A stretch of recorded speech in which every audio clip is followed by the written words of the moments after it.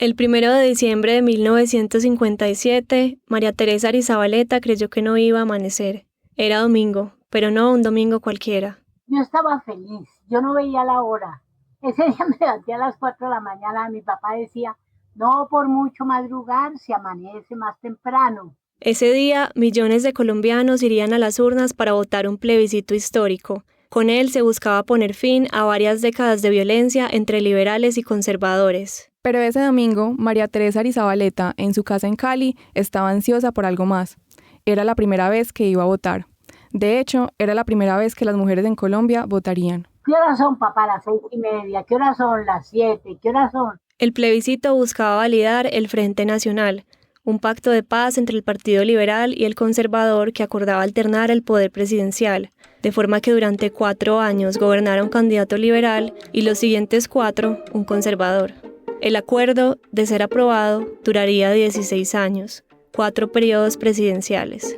María Teresa iba a votar sí, y por eso se levantó temprano, le pidió a su mamá que le sirviera el desayuno y salió de su casa con su familia hacia el puesto de votación. Íbamos a votar mi mamá y yo, Daniel, mi marido y mi papá. Íbamos a votar los 4. Llegaron tan temprano al puesto de votación que tuvieron que esperar un rato antes de que abrieran las mesas. Al fin, poco después de las 8, pudieron votar. Desde las primeras horas del lunes 1 de diciembre, una inmensa multitud de sufragantes colma los sitios destinados en Bogotá para depositar los votos de refrendación al acuerdo de los partidos. ¡Qué felicidad! No, a mí me parecía mentiras. Me parecía mentiras haber votado. Las mujeres que por primera vez ejercitan el derecho al sufragio acuden en cantidad que en algunos sitios supera a la de los varones. Yo abracé a Daniel cuando terminé, abracé a mi papá, abracé a mi mamá. Ay, yo quisiera poderles describir, quisiera poderles transmitir lo que siento, pero eso fue muy, muy emocionante. El hecho de que María Teresa y millones de colombianas pudieran votar ese día al plebiscito no fue algo que se logró de la noche a la mañana. Al contrario, aquella conquista política fue fruto de una batalla de décadas en busca de que a las mujeres se les reconociera una ciudadanía plena en Colombia. María Teresa fue parte del movimiento que consiguió abrir ese camino. ¿Qué tuvo que pasar para que en Colombia las mujeres pudieran votar? ¿Y quiénes fueron las lideresas de aquella victoria feminista? Bienvenidos a Un Periódico de Ayer, un podcast sobre el peso de la historia y el pasado en las vidas privadas. Soy María Antonia Ruiz. Y yo, Tatiana Lozano. En el episodio de hoy, la historia de María Teresa Arizabaleta y del movimiento feminista que logró la conquista democrática más importante del siglo XX en Colombia.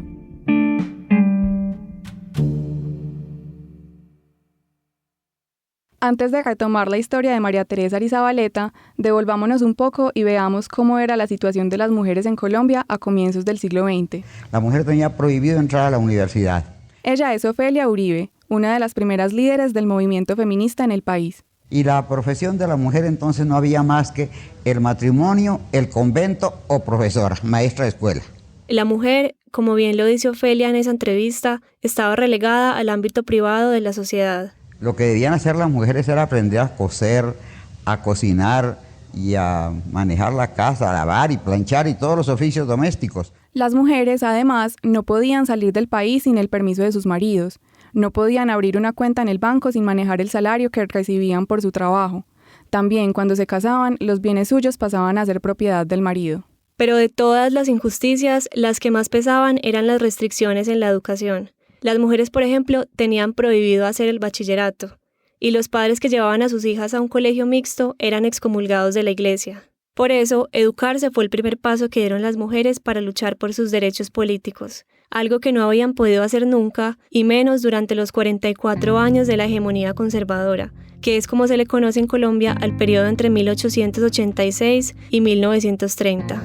Fue apenas en la década de los 30, con la llegada al poder del liberal Enrique Olaya Herrera, que el panorama empezó a cambiar. En 1932, el gobierno de Olaya promovió la Ley de Emancipación Económica de la Mujer Casada, que les dio la libertad para administrar sus bienes sin necesidad de la autorización de su marido.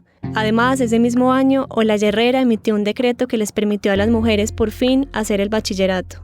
Precisamente fue esa apertura en materia de educación la que allanó el camino para cambios más profundos. El contacto con ideas y con otras mujeres en los salones llevó cada vez a más de ellas a tomar conciencia de las inequidades de género. Así le pasó a María Teresa.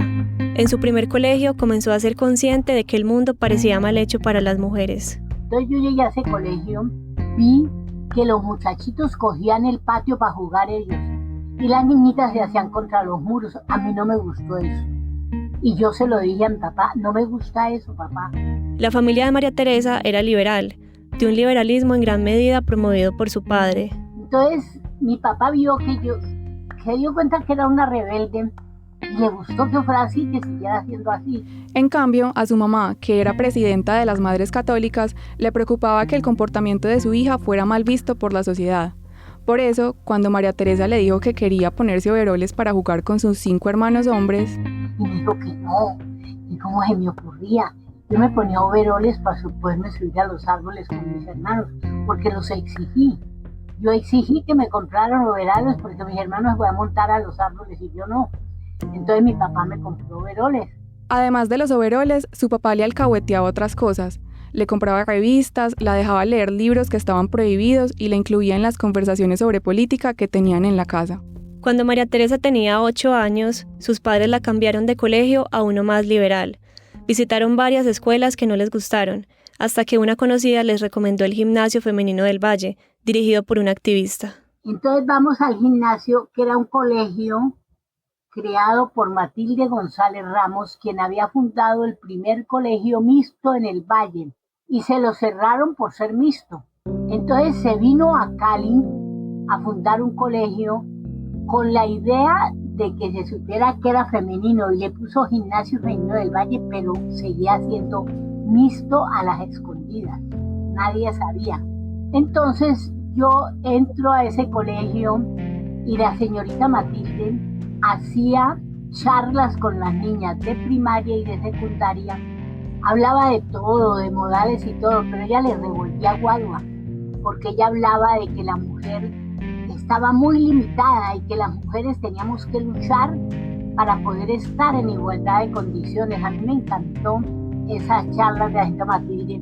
Matilde también hacía activismo por el voto de las mujeres en su colegio, el reclamo feminista más importante de la época. Todas las semanas organizaba reuniones con importantes académicos y políticos para discutir sobre el tema. Y cuando digo políticos me refiero a figuras de la talla del expresidente Alberto Lleras Camargo o al mismo presidente, Gustavo Rojas Pinilla. Las hacían porque la señorita Matilde estaba luchando para que esos políticos entendieran que la mujer tenía derecho a votar. María Teresa era todavía muy pequeña para ir a esas reuniones, pero un día la castigaron y la mandaron a sentarse al lado de una ventana. Desde ahí escuchó una de esas conversaciones y le encantó.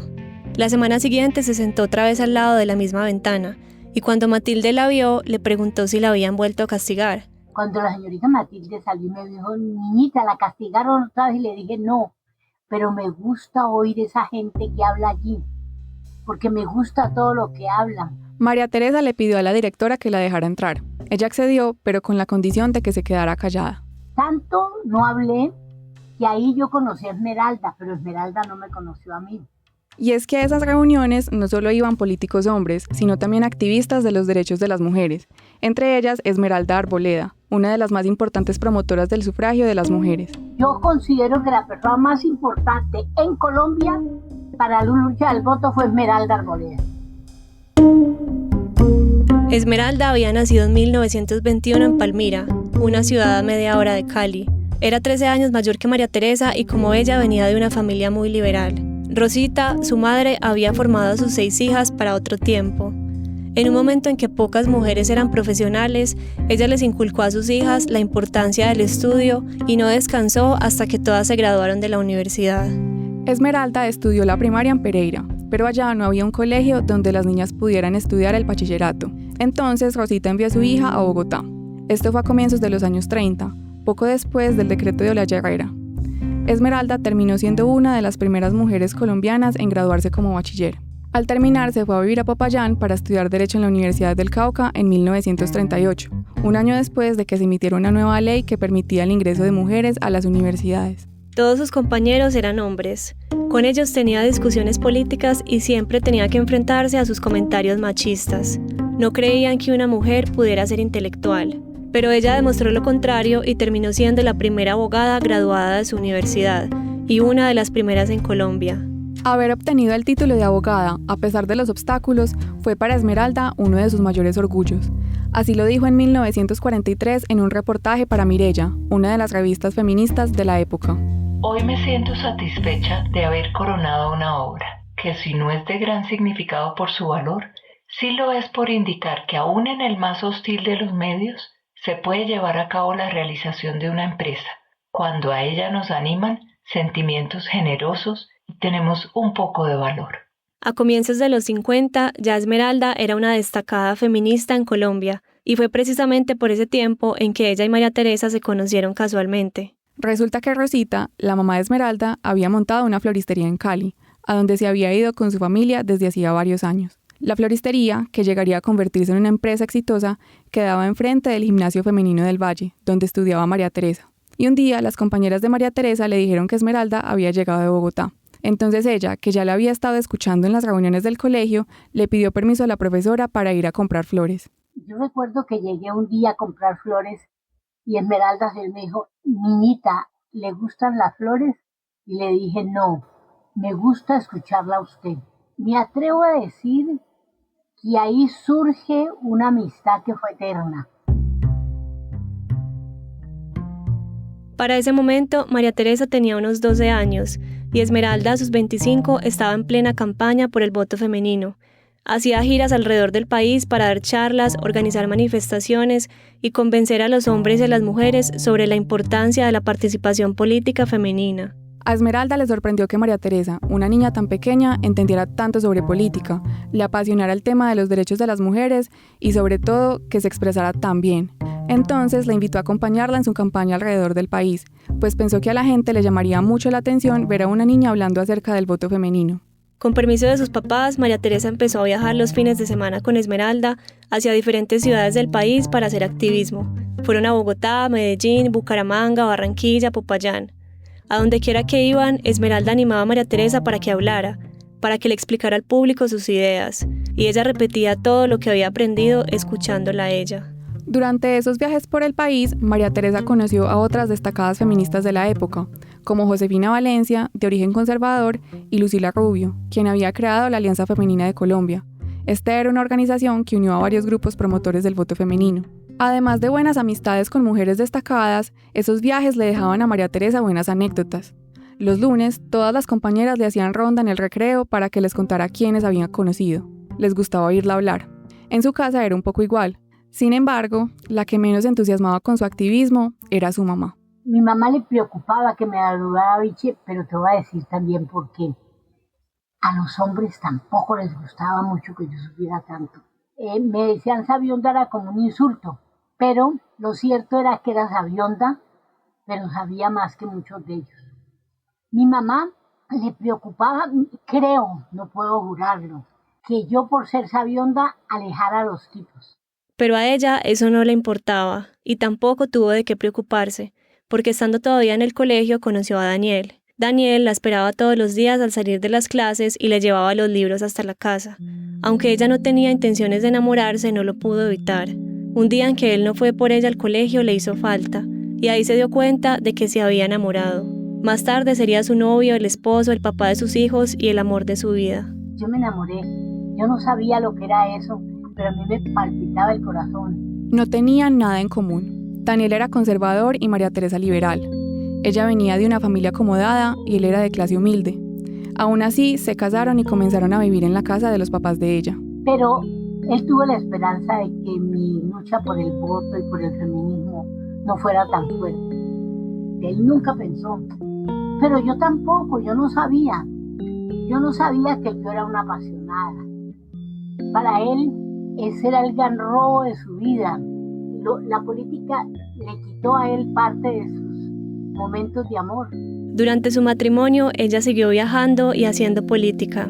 Y las mujeres apasionadas por la lucha feminista amamos mucho. Él está muerto, no está, pero él sabe que yo tengo que seguir luchando hasta el último día de mi vida, porque las mujeres tengamos igualdad de oportunidades. ¿Cómo logró el movimiento feminista convencer a los políticos de que el voto de las mujeres era importante para la democracia? ¿Y qué papel cumplieron María Teresa y Esmeralda en este proceso? Lo contamos al regreso.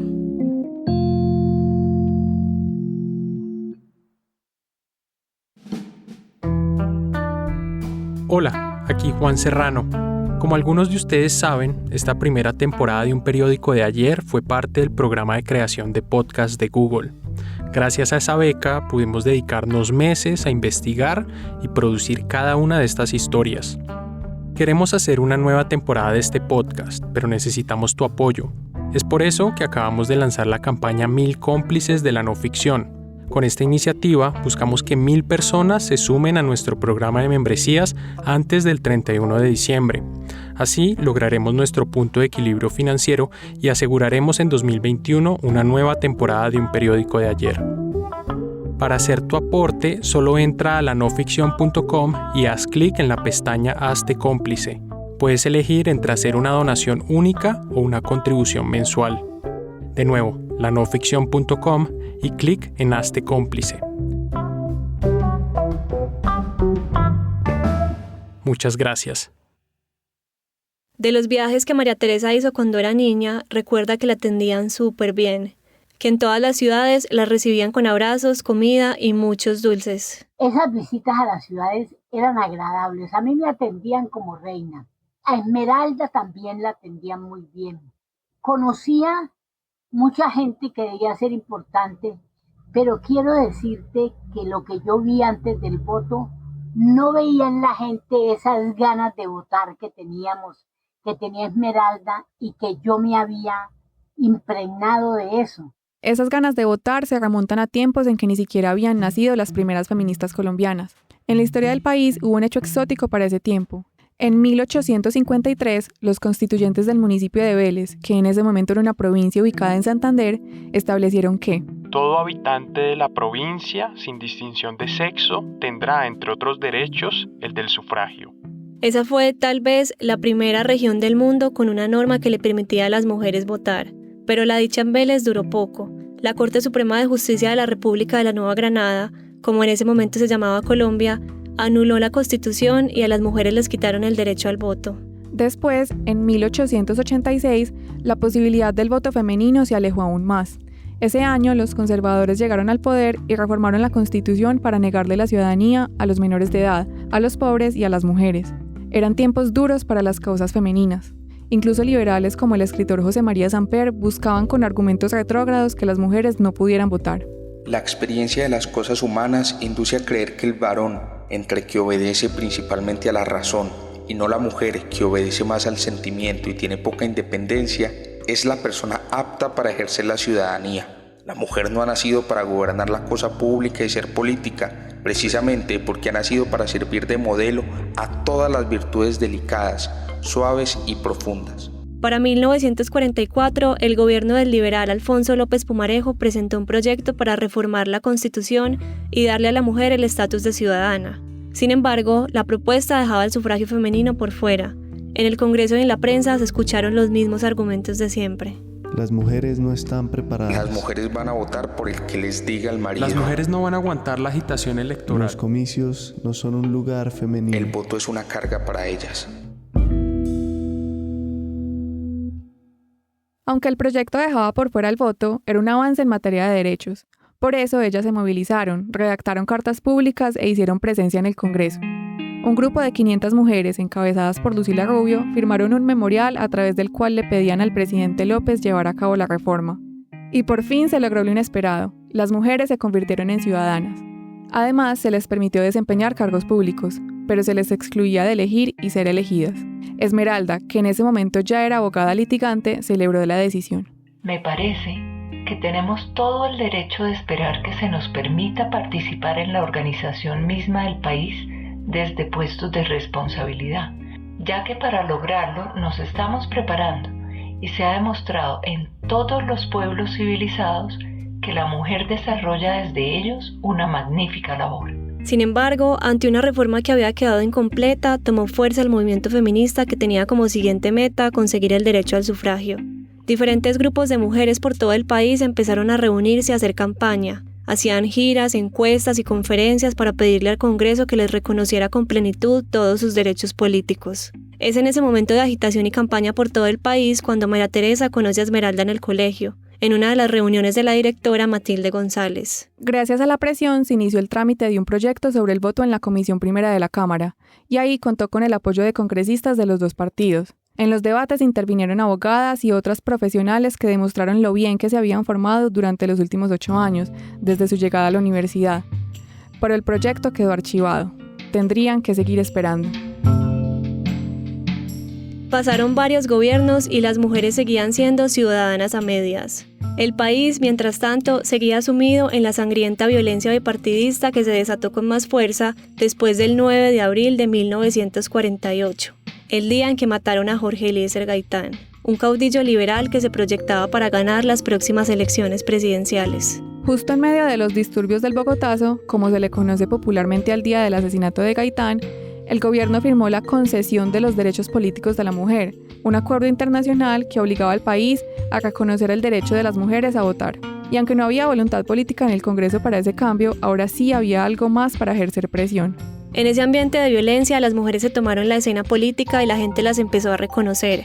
Crearon el Comité Pro Paz y con la Unión Femenina de Colombia salieron a marchar 7.000 bogotanas. La violencia empeoró con el gobierno del conservador Laureano Gómez, que ganó las elecciones de 1950. Creció la resistencia armada de liberales y el gobierno empezó a perseguirlos y a exterminarlos. Un año después, el presidente se enfermó y dejó el poder en manos de un aliado suyo, Roberto Urdaneta.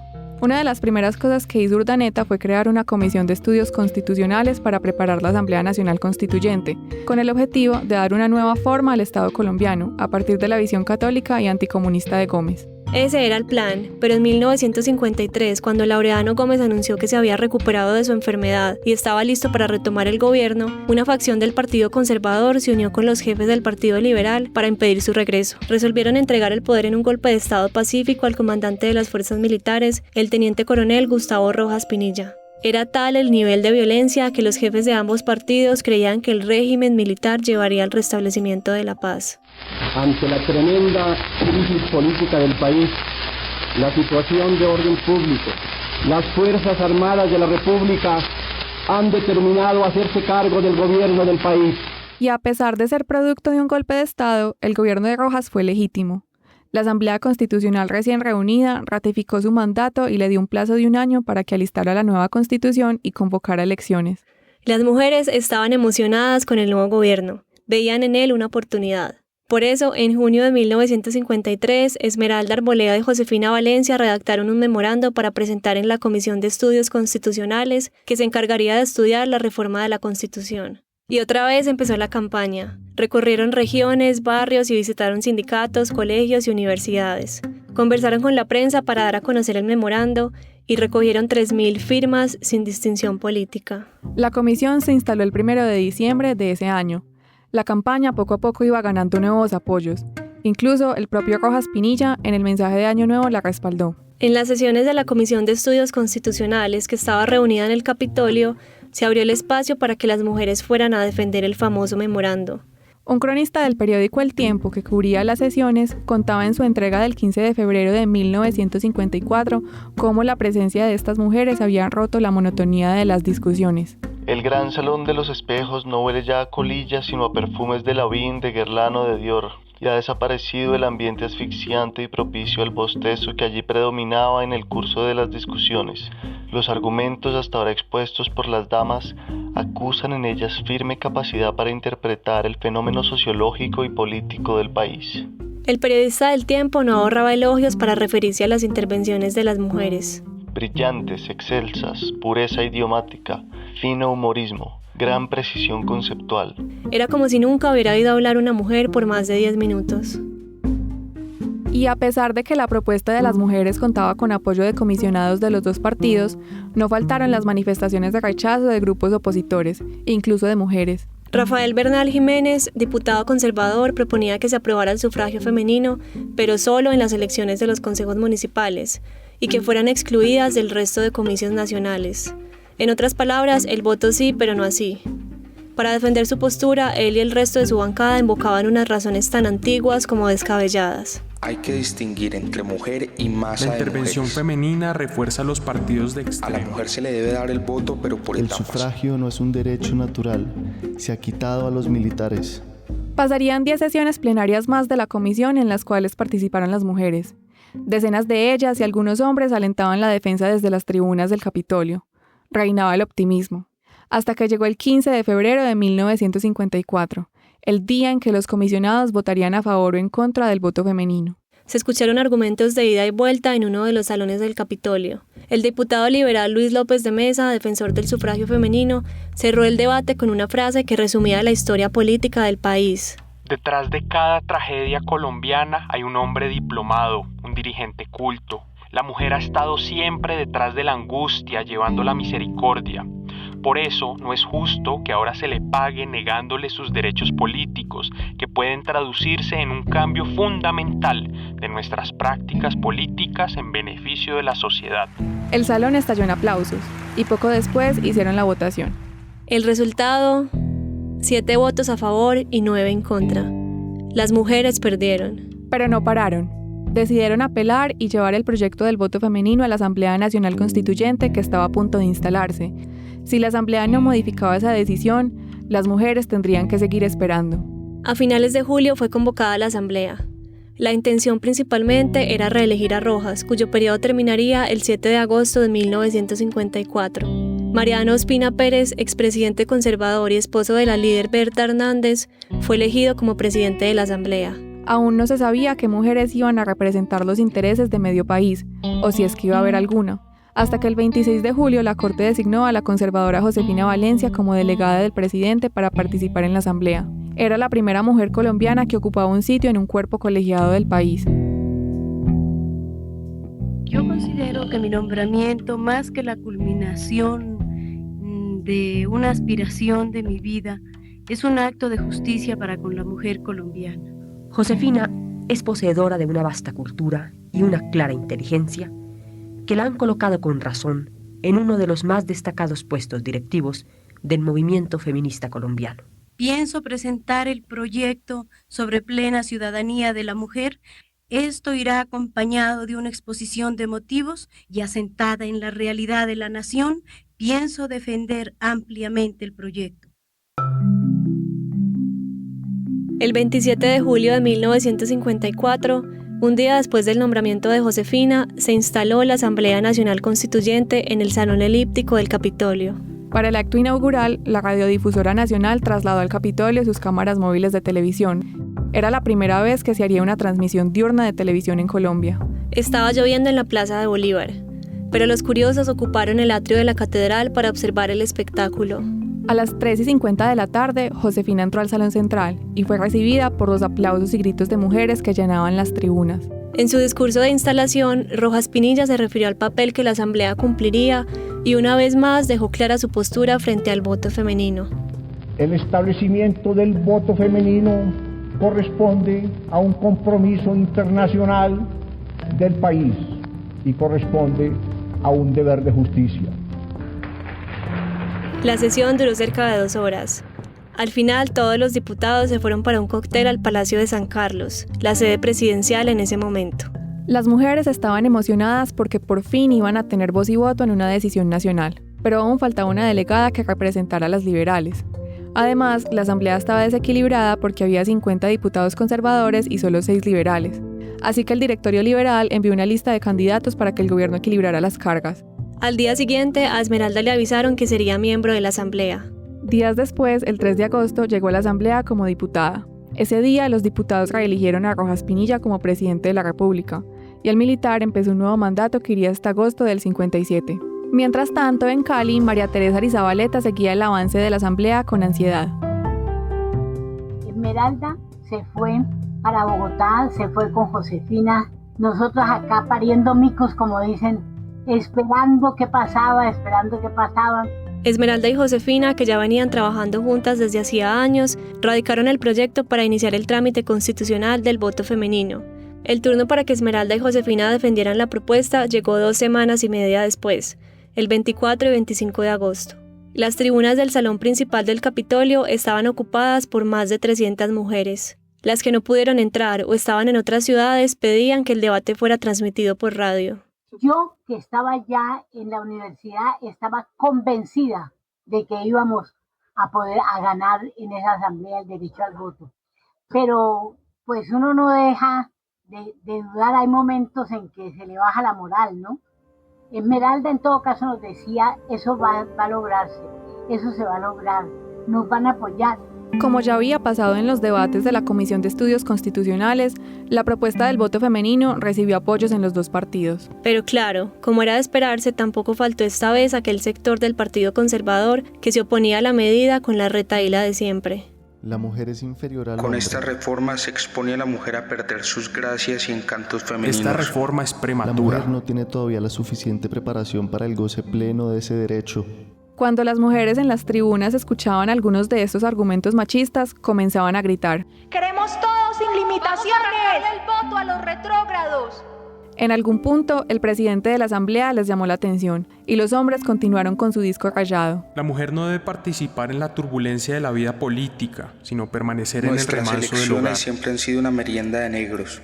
Con el voto femenino serán una merienda de negros y de negras. No se puede sacrificar al precio de unos aplausos. Curiosamente, entre el bando que se oponía estaba un hermano de Josefina, Guillermo León Valencia, quien años después sería presidente. A lo mejor a ella no le tomaba por sorpresa lo que él pensaba, y quizás por eso luego de escuchar a su hermano diciendo que el voto femenino sería un peligro para la paz de los hogares, Josefina pidió la palabra para refutarlo. Fue uno de los momentos más especiales de la jornada. Entre otras cosas, dijo que no era cierto que el voto de la mujer causaría nuevos traumas en la sociedad, ni mayores obstáculos para el restablecimiento de la unidad nacional. De ser así, sería mejor restringir el voto masculino antes que limitar el de la mujer. Esmeralda, por su parte, en su discurso final, dijo que en la historia ha habido oposición para todo, incluso para abolir la esclavitud. Explicó que la mujer estaba preparada para la vida política y preguntó si esa preparación se exigía en igual medida en las grandes masas de electores masculinos. Defendió la justicia del derecho al sufragio sin restricciones, pues decía que las mujeres compartían las mismas obligaciones civiles de los hombres, pagaban impuestos y respondían ante la justicia sin ninguna excepción. Dijo que no entendía por qué los diputados pensaban que ellas perderían su feminidad en la actividad política, pues no creía que eso fuera algo que se pudiera dejar con la papeleta en la urna de elecciones. Más adelante habló sobre esa idea paternalista que quería alejar a las mujeres de las luchas políticas, cuando eso era algo que las afectaba principalmente a ellas. Era precisamente por eso que querían opinar sobre la vida nacional, y el sufragio era la única manera de hacer sentir lo que pensaban. Poco después, la discusión se cerró y pasaron a votar. Como era tradición, muchos diputados que se oponían al voto, al ver que su posición iba perdiendo, se salieron de la plenaria para dañar el quórum. Aquí de nuevo María Teresa. Se necesitaban 60 votos y Esmeralda comenzaba a contar. Se salió 1, se salieron 2. Se salieron 3, se salieron 5. Había 80 ya adentro. Y ya decía, ya no va a haber quórum para esto. Pero sí hubo. La votación quedó con 60 votos a favor y 0 en contra. Los opositores ya se habían salido. Esmeralda dijo, ya, la aprobaron. Esa emoción, Dios mío, yo sentía que como que no podía respirar. Como que, ay no, qué cosa tan emocionante. Mi papá feliz me abrazó, mi mamá, todos felices. En varias ciudades, hombres y mujeres salieron esa tarde para celebrar la noticia. La gente sí salió, nosotros salimos, Daniel con su banderita azul y yo con mi banderita roja. Yo abrazaba a Daniel y él se reía, abrazaba a mi papá, abrazaba a mi mamá. No. Eso fue mucha emoción. Un año después, en una entrevista, Josefina Valencia se refirió a lo que habían alcanzado. La calidad del audio no es la mejor. Hace cerca de 30 años se inició en Colombia por algunas mujeres independientes y valerosas la campaña en favor de sus derechos. Pero a pesar de que el país se enorgullecía de ser una democracia perfecta, más de la mitad de la población colombiana estaba privada de todos sus derechos. Se habían suscrito pactos internacionales que obligaban a Colombia a reconocer la plena ciudadanía femenina y nunca llegaba la hora de hacerla efectiva. Tocó al gobierno de las Fuerzas Armadas dar este paso trascendental que representa la más importante reforma constitucional después de la libertad de los esclavos. La rápida y eficaz campaña feminista culminó con el acto legislativo número 3 de 25 de agosto de 1954, que consagró para la mujer colombiana todos sus derechos ciudadanos. Pero no todo fue felicidad. Para 1955 la situación política del país estaba más tensa que nunca. Rojas Pinilla comenzó a mostrar más rasgos de gobernante autoritario y, entre otras cosas, ordenó el cierre de periódicos como El Tiempo. En vista de la situación, algunos políticos comenzaron a pensar en un frente cívico para combatir el régimen. Esmeralda se alejó del gobierno de Rojas hasta el punto de liderar manifestaciones en contra de la censura a la prensa y los excesos dictatoriales. Por esto fue destituida de la Asamblea Nacional y la empezaron a perseguir. Todo el tiempo recibía llamadas anónimas en las que amenazaban su vida y la de su familia. Una vez, cuando volvía de Cali con su hijo de 5 años, fue retenida por el SIC, un órgano de inteligencia que le interrogó por supuestos vínculos con el comunismo. Además de estos hostigamientos, también sufrió un intento de secuestro en Cali por parte de 3 hombres armados, del que logró salvarse gracias a que sus hermanas la defendieron. Entonces llegan a tal punto que Esmeralda, en su casa en Bogotá, le tiran una piedra, quiebran un vidrio en una ventana y ella encuentra los vidrios en la cama de su niño. Entonces cuando Esmeralda me dice me voy. A finales de enero de 1957, Esmeralda se exilió del país con su hijo. Se fue para Boston, donde vivían sus hermanas.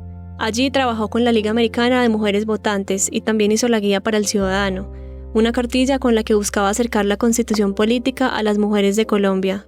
A María Teresa, el exilio de Esmeralda, el no tenerla cerca, le pesó muchísimo. Para mí fue horrible que Esmeralda se fuera, me quedaba en el aire, porque yo a la que respetaba más era Esmeralda, a todas las demás las quise, a las feministas, pero como mi lucha fue con Esmeralda, como ella fue la que me hizo. Entonces para mí fue horrible la ira de ella. Pero ella no fue la única perseguida durante el régimen militar. También cientos de activistas, periodistas y defensores de derechos humanos fueron amenazados. Incluso María Teresa, que había comenzado a participar de las manifestaciones, sufrió ataques. Para nosotras y nosotros los luchadores y las feministas fue muy duro.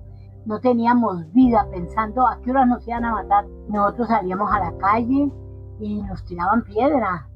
Y nosotras también tirábamos piedra.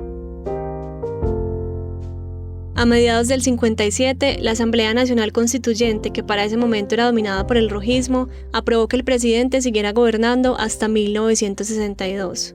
Pero ni la oposición ni la ciudadanía estaban contentos con este arreglo. El 10 de mayo, tras un paro económico de 4 días convocado por los partidos políticos, cayó la dictadura. Los expresidentes Laureano Gómez y Alberto Lleras, conservador y liberal respectivamente, habían firmado un acuerdo político. En este pacto se autorizó realizar un plebiscito para formalizar el Frente Nacional, un acuerdo entre los dos partidos que daría fin a la guerra civil no declarada de más de 3 décadas. Desde la caída de Rojas, liberales y conservadores se unieron para hacer campaña en todo el país a favor del Frente Nacional. Esmeralda, quien meses después regresó del exilio, participó de esta campaña para invitar a todas las mujeres a votar. En un mes dio 45 discursos. En todas partes despertaba la atención de la gente, que todavía no estaba acostumbrada a ver a una mujer haciendo política y menos hablando en las plazas públicas. En un reportaje del Tiempo se referían a ella como el primer político con faldas. A las 11 de la mañana, el expresidente Laureano Gómez, coautor de la iniciativa plebiscitaria, vota en su residencia particular en una urna móvil constituida para ese efecto. Junto con el expresidente, vota también su esposa, doña María Hurtado de Gómez. El 1 de diciembre de 1957, el día de las votaciones del plebiscito, el país era una fiesta. Pero sin duda la alegría de las mujeres era más profunda. Por primera vez sentían que su opinión iba a ser tenida en cuenta. Había bastantes mujeres viejitas, jovencitas, todo el mundo estaba feliz, pero tal vez hasta los hombres estaban felices. Yo me atrevo a decir que la felicidad era de todos. Después de votar salieron a celebrar. Recorrieron la ciudad haciendo bulla desde el carro y vieron que todos los puestos de votación estaban llenos de mujeres. Yo me sentía Policarpa Jalabarrieta y entonces me decían Policarpa Jalabarrieta. Yo me sentía Antonia Santos, Policarpa Jalabarrieta, porque decía, por poquito que haya aquí, algo hice. Por poquito que haya aquí, algo hice. Esos viajes desde niña. El Frente Nacional tuvo una aprobación masiva, con más de 4 millones de votos por el sí y tan solo 200.000 por el no. Fue muy lindo e inexplicable. Aquí donde estoy, me está sudando las manos, me sudan de pensar que no soy capaz de transmitirle la emoción que sentí, que no soy capaz, que las palabras nunca llegan a tocar los sentimientos, que las palabras nunca pueden expresar lo que siente el corazón. El acuerdo logró su objetivo principal, apaciguar la violencia partidista. Sin embargo, la repartición del poder entre liberales y conservadores fue el origen de nuevos problemas. En los años siguientes surgieron varias guerrillas de izquierda que defendían la lucha armada con el argumento de que no había espacio para su participación política. Por otro lado, aunque el artículo primero del texto del plebiscito decía que las mujeres tendrán los mismos derechos políticos que los varones, en la práctica esto nunca sucedió. Se lograron cosas, no se puede negar. Esmeralda estuvo en el Senado, Josefina también, hubo otras mujeres, pero poconas. Es que es muy difícil, es que el patriarcado está metido en las entrañas de la cultura. Esmeralda llegó al Congreso en 1958. Fue la primera mujer elegida para ser senadora. Para ese momento, Josefina Valencia ya había sido gobernadora del Cauca y ministra de Educación, pero no hubo mucha más representación femenina. De hecho, entre 1958 y 1974, el promedio de participación política en cargos públicos fue de menos de 7 mujeres por cada 100 hombres. Y durante casi 30 años, las mujeres elegidas para el Senado representaban solo el 2% de este órgano. Los partidos tradicionales seguían siendo estructuras masculinas, y en parte fue por eso que un grupo de feministas comenzó a plantear la idea de crear una tercera fuerza, un partido político conformado solo por mujeres. Ofelia Uribe fue quien más impulsó esta propuesta. A María Teresa y a otras mujeres eso les sonaba. Yo a Esmeralda le dije, hombre, creemos un partido de mujeres, hombre, yo estoy de acuerdo. Pero Esmeralda, que desde siempre había militado en el Partido Liberal, no estaba convencida. Le decía, no, hay que esperar, no se puede traicionar el partido que ha hecho tanto por nosotras. Le dije, ¿qué tanto? Decime qué tanto, no, mijita. Yo le decía, lo que pasa es que son regaladas los partidos, que no han servido para nada, que son un tiro a la cabeza. Al final, la propuesta no cuajó. Y hoy, ese sueño sigue siendo eso, un sueño. Ya tenemos una célula, tenemos concejales en Bogotá, en Medellín, en Cali no nos alcanzó la pita. Pero vamos con esas mujeres a crear el partido político de la mujer. Que se burlen, no va a servir para nada, no vamos a hacer un partido que le haga competencia al liberal o al conservador o al comunista o al que sea, no. Pero será un motor para que miren hacia nosotros, para que pongan a sus mujeres bien localizadas en sus listas cerradas. María Teresa, ya con 86 años, sabe que todavía falta mucho para lograr una verdadera igualdad de derechos en Colombia, y le da rabia, porque siente que las jóvenes de ahora no estamos luchando con suficiente fuerza. Ay, las mujeres tranquilas, eso es lo que más piedra me da, verlas echadas con las petacas. Yo quisiera verlas peleando ahora por esas listas cerradas y verlas peleando ahora porque las mujeres llegaran al Congreso y verlas peleando para que llegaran a los ministerios y verlas peleando con los líderes políticos que son también unos paquetes.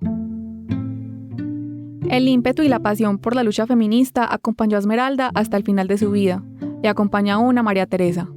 Desde lugares distintos y de diferentes maneras, ambas siguieron defendiendo los derechos de las mujeres y avanzando en la búsqueda de la igualdad. María Teresa fue directora de Planeación Municipal en Cali. Tuvo un programa de radio llamado Mujeres Rompiendo el Silencio. Siguió vinculada con organizaciones y proyectos feministas. Escribió libros y cartillas sobre el tema y recorrió el país y el mundo promoviendo los derechos de la mujer como ella mejor sabe hacerlo, hablando. Esmeralda siguió la lucha desde el Senado y luego como embajadora y representante de Colombia en las Naciones Unidas. Aunque vivió mucho tiempo por fuera de Colombia, su amistad con María Teresa se mantuvo fuerte hasta el último día. Se escribían poco, pero María Teresa encontraba la forma de averiguar que ella estuviera bien. Cuando volvió me puse muy contenta, pero ya estaba muy enferma. Ya no podía venir a Cali. Y ya yo no iba a Bogotá. Enferma nunca la fui a ver. No quería verla enferma, quería verla guerrera. Quería verla como la había visto siempre. Quería verla como nos vimos siempre en la lucha. Quería verla como íbamos siempre desde que yo era realmente una niña hasta que volví una vieja igual a ella. Siempre estábamos con ganas de pelear, siempre estábamos luchando por los derechos de la mujer. Siempre creíamos que algún día tendría que haber igualdad de oportunidades para la mujer. Cuando regresó al país, Esmeralda participó en la campaña para la presidencia de Virgilio Barco, pero poco tiempo después tuvo una cirugía de corazón y decidió alejarse por completo de la vida pública. En 1997 murió en Bogotá a causa de una falla renal. Muere Esmeralda y fue durísimo para mí. Me quedé en el aire. Pensé que no iba a poder hacer nada, pero después pensando en ella me ha dicho, tienes que seguir. Casi que fue un mandato de ella. Cuando está baja de nota, sin fuerzas para pelear, María Teresa se acuerda de Esmeralda. Y entonces toma una vieja prenda que conserva de ella, como si fuera un talismán. Ahí tengo su bufanda, a veces la cojo y como que me da fuerza, ¿oí? Cuando me siento bien derrotada, que estoy que tiro la toalla, cojo esa bufanda que me regaló la hermana y me da fuerza.